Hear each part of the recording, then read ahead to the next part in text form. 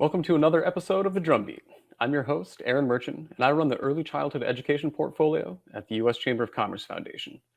Today, we speak with an incredible team of business leaders and early childhood advocates who will share with us the progress that has been made in Louisiana, the work that still needs to be done, and the impact childcare and business communities can make when they join forces.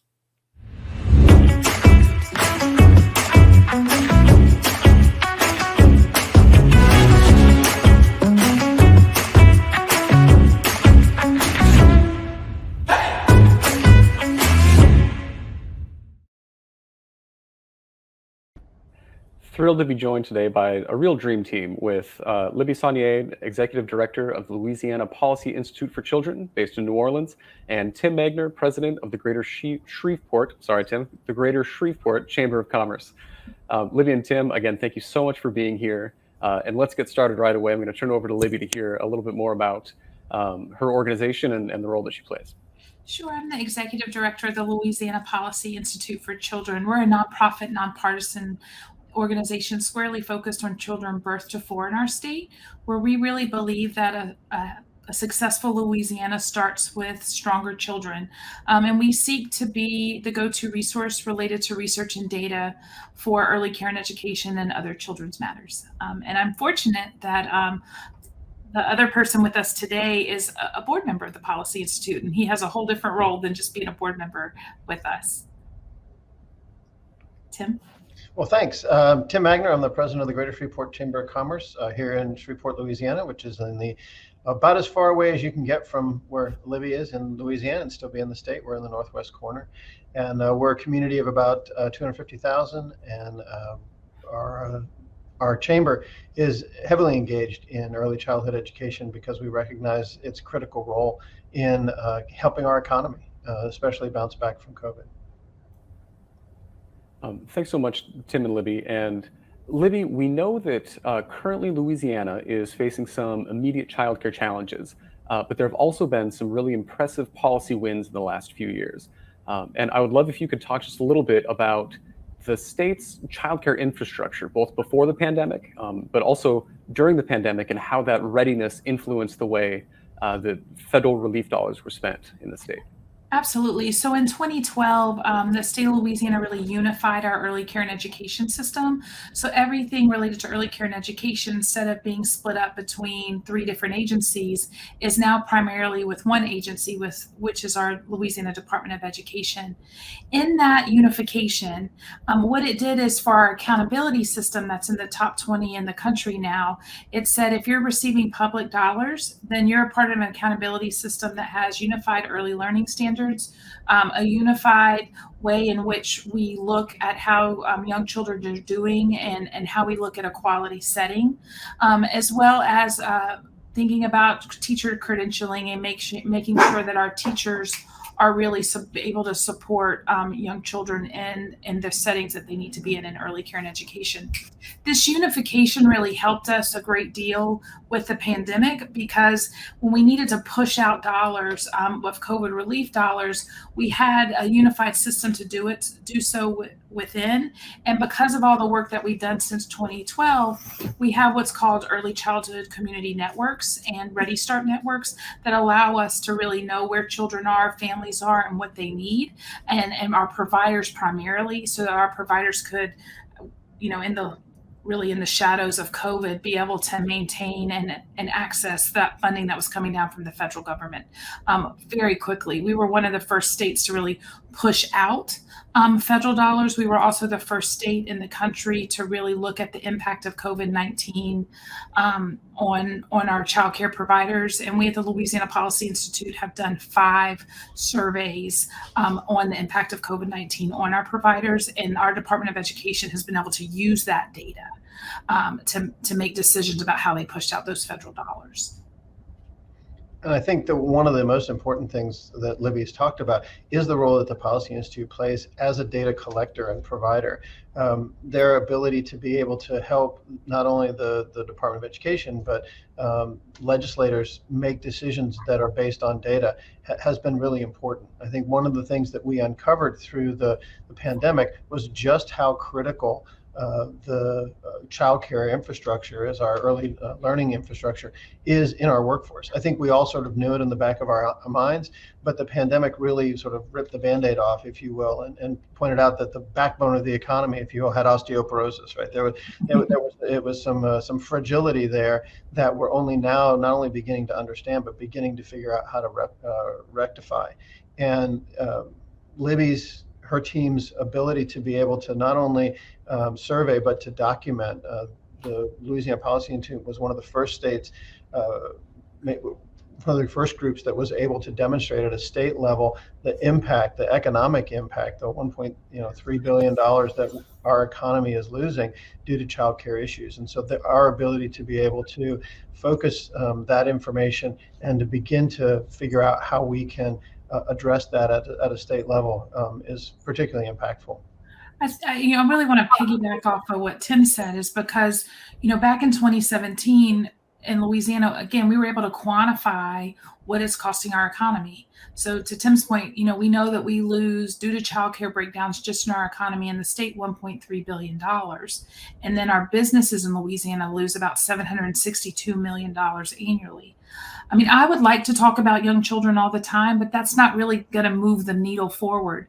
And what we have found is when we can talk about that economic case and we make champions out of our business leaders, like our Chamber of Commerce and, Entergy, which is one of 2 Fortune 500 companies in the state, when you get that kind of traction with business, they make incredible advocates because they can say, you know what?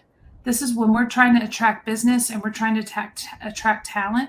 We're being asked, like, what does your early childhood community look like? Because to be able to get, reliable employees, they need to have access to childcare if they have children.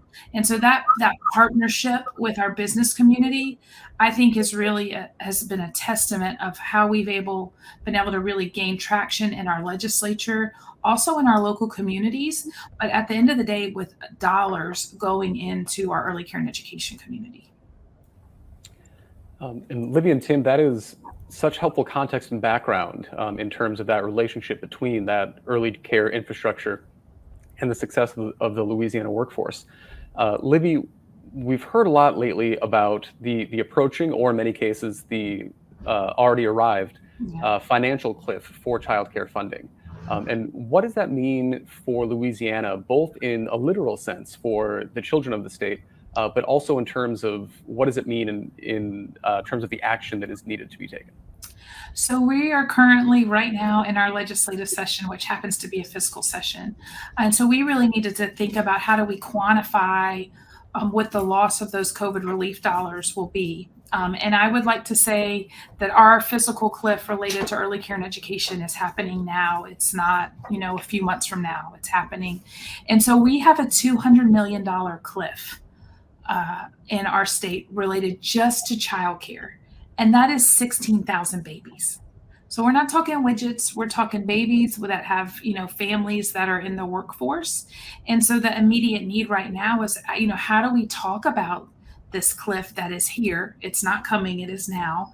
And how do we talk about, while we've had record low unemployment over the last, couple of years in our state, we've also been able to serve the most children in our child care assistance program than we have in a decade. So to think that this $200 million gap with 16,000 children losing access to childcare won't have an effect on our workforce and on our economy would be misguided. It is something immediate that we need, to really to rally around. And again, so fortunate that our chambers of commerce and our businesses in the state are saying this will affect us. We need to figure this out. And I think that's where, those of us in the business community are responding to that concern. When we look at what the needs are, the childcare needs are in the state, the 16,000 children are really only a small percentage of the ones that actually need care. So the challenge that we're having right now, not only maintaining the seats for those 16,000 children, but looking at how we can expand those as well to make more seats available for more children, so that more parents and more families can either get back in the workforce or can be more reliably in the workforce. And I think that's the component, that this is both a right now problem and a future problem. The right now problem is, how do we get our young people into a high quality facility that allow their parents today to go to work. But we also recognize the impact that early childhood education is going to have on their ability to be able to be successful in the future. We know that early childhood education, high quality early childhood education, improves the capacity that children have throughout the K-12 system. Today in Louisiana, 60% of kids are not ready for kindergarten. So we're not only focused on helping today's workforce and helping the families that need to go to work today, but we're helping to build tomorrow's workforce, because every additional child that we get into an early childhood, a high quality early childhood experience, has the capacity then to be ready for kindergarten, which means they're reading at third grade, which means they're doing algebra in seventh or eighth grade. And so all of the downstream implications for our future workforce are also there as well. Yeah, the domino effect starts now. And Libby and Tim, it's both impressive and inspiring to see how in concert you two have worked and have brought together stakeholders from your two respective communities to really make it one group with a shared goal. And before we go, I would be curious to hear any advice from your perspective that you have. You know, if we have someone from a state or regional chamber listening to this right now thinking, I really need to learn more about childcare in a hurry, or if we have a childcare policy advocate that's thinking, I really wish we had a Tim Magner. Even though you're one in a million, Tim, you know, how do we make more Tims in different states and different regions? And so just your perspective on advice for folks in your chairs, maybe in other states. I would say, and part of this is because of how our organization is structured, lead with the data and the research. You know, I don't make a living on my feelings. I make a living and advocate and, you know, do this work always steeped in data and research. And so when you can go to, you know, chambers of commerce, you can go to big business and you can say, hey, look, this is how many children that are in your community that need to be served, and this is how few we're actually serving. That matters to them. And then the other thing I would say is, you know, lean in where you can. And so where we've leaned in is, we had a question about how do we figure out what childcare breakdowns are costing individual businesses. And so we were like, we're tired of waiting for somebody to develop a calculator to do that. So we developed our own workforce calculator for businesses to see what childcare breakdowns are costing them. Go chase after the data and bring it to people. And what I found with working with Tim and other chamber leaders in our state is that they have a different view of the world than I do. And you need that view of the world. Because they're having different conversations than I would have within our advocacy community. And I think where we really have made the case is because we've leaned into that data and research. Well, I think from our perspective, I think one of the most important things, and again, kudos to Libby and her team for doing this, is set a big table. You know, Libby mentioned getting the business voice involved, but we're involved in a very broad coalition right now that has the data that Libby and her team are providing. It has the business voice that myself and others are providing, but we have parent voices at the table. We have provider voices at the table. We have other policy folks coming from different perspectives, because we recognize that this is really a system, and it's a systemic response that has to be put in place. The business community has a role, government has a role, families have a role, providers have a role, municipalities, you know, there in the school systems, there really is a whole village, if you will, not to be trite, but to get together to really have this conversation. And I think what that has been instructive, I know for myself, and I think for others at the table, is to be able to see where different people are coming from. So having that broad conversation, recognizing that we all benefit Families benefit when parents can go to work and kids can be taken care of. Businesses benefit when families are taken care of, they can focus on their work, and children are taken care of as well. And so I think that's where we begin to see the virtuous cycle that can be developed if we're all at the table discussing how we can collaborate to solve this really community and economic need for our state and our region and our communities. I couldn't agree more. I think where we have, to Tim's point, is we've built coalition. We've built coalition of coalition. And so that table is big. You have everybody from our state chamber of commerce to a power and equity and justice coalition that is a coalition of coalitions. You don't normally see those two groups agree on an issue. But what we've been able to see, again, through coalition and partnership, is you can bring very disparate groups together and you can agree on something. And that goes a long way. And so to see that happen has been groundbreaking in our state, and it helps us know how to activate networks when it's time to sound the alarm that like right now we have 16,000 babies that are going to lose access.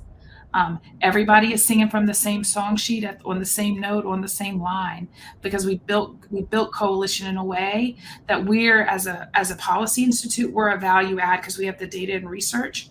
And then all of our coalition members are absolutely a value add because they have different perspectives in which this work becomes alive. Well, Libby and Tim, again, I cannot thank you enough for your time, for your hard work, and for your insight. And thank you again to everyone who's joined us on another episode of the Drumbeat. Please go to uschamberofcommercefoundation.org for more resources on the intersection of childcare and the American workforce, as well as all episodes of the Drumbeat.